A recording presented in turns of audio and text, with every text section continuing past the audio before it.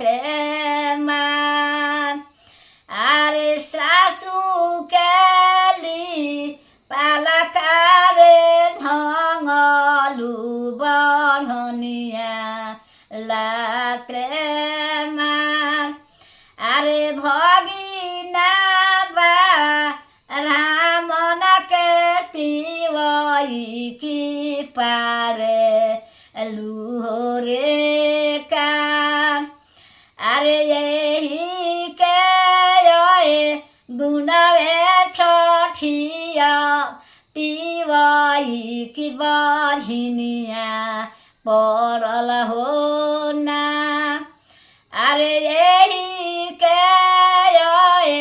गुनवे रे बतिवई बहिनिया पड़ल हो ना। भगने ब्राह्मण के कार ना पारे के, भगने ब्राह्मण के मामा के ना खियावे के, मामा गरीब हो जाले। सास ननद के लिपल रहेला तो तनी गोर हेमन लाग लियाला। बढ़नी के देख जाला पूछी के तो साइड कर दियाला। तो अब तो बुझाते नहीं थे कुछ अपने आगा। चौकट पर ना बैठे के कहीं सास के मांग हो। जब तक केहू चौकट पर आंगना के दुआरा के घर में के किन्हीं चौकट पर ना बैठे के। सब में रूप लग जाता कोनो ना कोनो कनेक्शन से।